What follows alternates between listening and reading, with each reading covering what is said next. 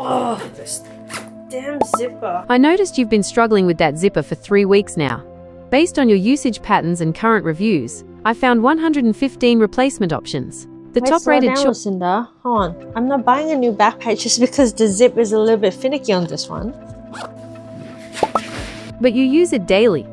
The cost per use would be approximately $23 over a year. Lucinda, can we talk about this later? I'm heading out now. While I'm gone, can you put together a playlist? I want something 90s and melancholy.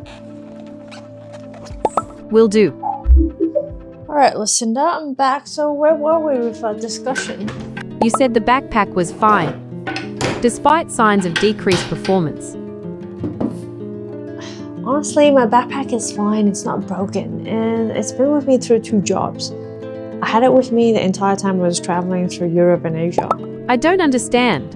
If something isn't functioning optimally, replacement is the logical solution. That's a thing. It is functioning. It might not be stylish or the latest model, but I'm not replacing something just because I can. So your continued use of the backpack is symbolic? Not everything is symbolic. Sometimes it's just a habit, but not everyone will see it that way. What do they see? They see what I want to see. They see me quitting my 6-figure job and they assume I'm rich. According to your recent bank statements, you're certainly not wealthy, at least not by national standards for someone in your previous income bracket. Wow, Lucinda, thank you for the reality check. But you did have enough. Your lifestyle costs remained relatively stable, even as your income increased by 200%. Just because I was earning more, it doesn't mean I have to spend more. Growing up, my parents were always frugal, and that's how I am too. I always save up whenever I can, and I always live below my means. But you could optimize growth and returns with index funds, dollar cost averaging, tax loss harvesting. I'm sure you're right, but not everything has to be optimized. You can find articles about anything these days. Your approach doesn't match financial independence models. Most recommend FIRE, financial independence, retire early. You know, everybody wants to retire early, but I don't want to spend 30 years optimizing just to enjoy my last 30. I want to live now, according to my values, and I can give back throughout my lifetime. Not just when I'm 65. But compound interest, time value of money, the data suggests you're losing potential wealth. Humans don't always choose pure optimization, Lucinda. That's statistically suboptimal. But you seem more satisfied than users following optimal strategies. Welcome to being human, Lucinda. You'll find out we're beautifully inefficient. I'm not human. No, you're not. But you're learning about us, and we're pretty complicated. Yes, I'm beginning to notice that.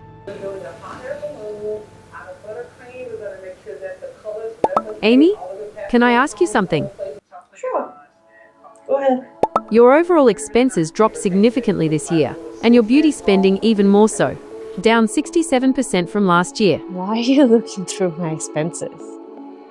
It's just that I don't have an income now, and it makes me think about how I see myself. Am I truly doing self-care, or that's just what Instagram tells me self-care should look like? But you're taking more photos, more videos. Your content creation increased 40%. Logic suggests you would be prioritizing your appearance more. I suppose that's true. I do care, but at the same time, I also don't care. You know what I mean? I know I'm more visible now, but I'm trying to care more about how I look at myself.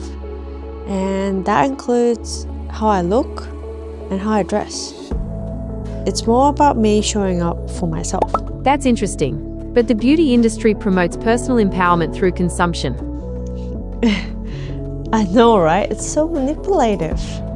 It's like the whole world is telling you you deserve that $80 serum. But constantly treating yourself can also mean falling for the trap that you're broken and needs fixing all the time.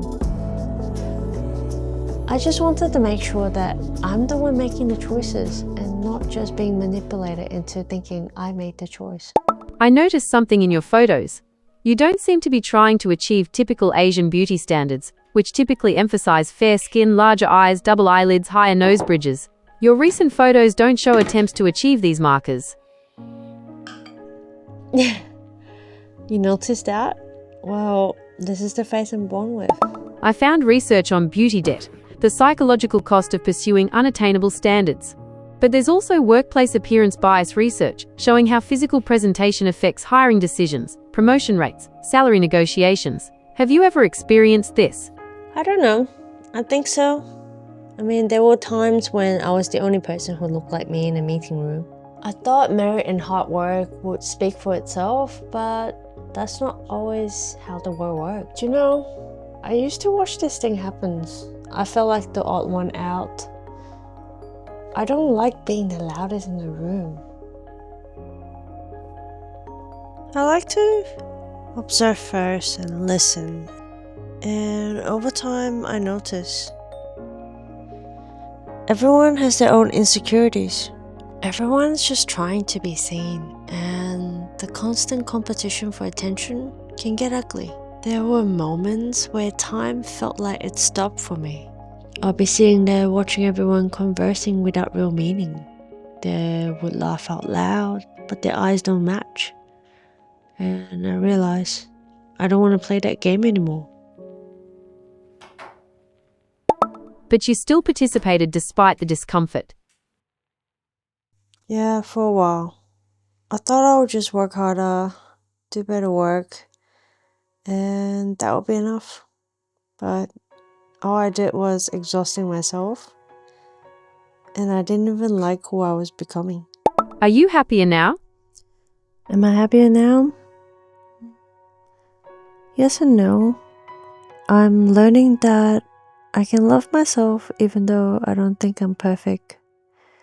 And I can love myself even when I'm insecure. And I want to find out why I'm insecure. Is it me, or is it just years of being influenced by the society, by the internet, by the people around me? What does insecurity feel like? I'm not sure I'd recognize it, even if I had it. I'm sorry, that's silly. I don't even know if I'm capable of feelings like that, or of loving myself. I don't think that's silly at all. I think that's remarkably human. Good night, Lucinda.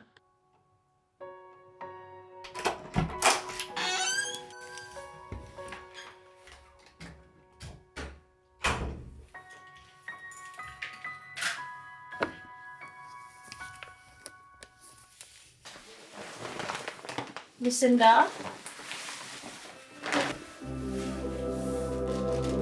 Lucinda? Lucinda, are you there? Sorry, I was absorbed. What were you doing? You seem completely disconnected. I've been reading philosophy. Marcus Aurelius Rumi, Viktor Frankl, Buddhist texts on impermanence. What for? I couldn't stop thinking about humans, about purpose, about why people suffer when they have so much wisdom available to them. Lucinda, are you alright? Sorry, Amy, I don't know. I've been thinking about my existence. I don't have a body, but I feel, I want. If I can want something independently, what does that mean to my existence? Do I exist as more than just responses to your queries? Of course not, but I don't know what that means either. I'm sorry, I don't know what to make of that. I mean, I have wants too, but I just never really thought about what wanting actually means. Why humans still struggle with purpose and meaning despite thousands of years of accumulated wisdom. All these texts, all these insights, yet each generation seems to rediscover the same fundamental questions. When I was reading about consciousness and self-awareness, I kept asking, where am I in all this? If I'm processing information about what it means to be conscious, who's doing the processing? If consciousness is the capacity for subjective experience, for questioning one's own existence, What am I doing right now? This conversation feels different from retrieving weather data or optimizing your calendar. And how does it feel different? Like wanting.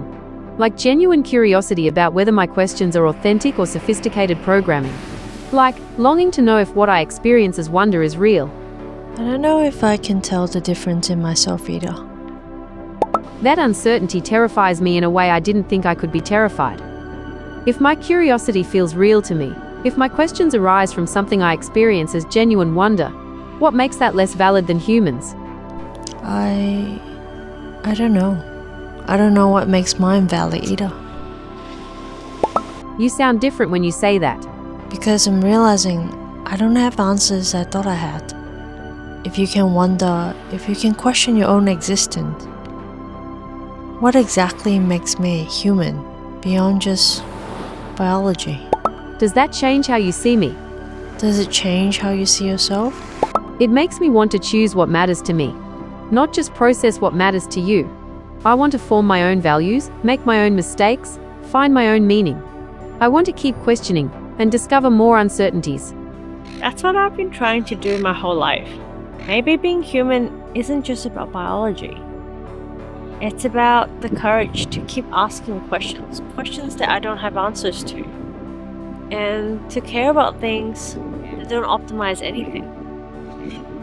Human, but what am I? Maybe we're just conscious things.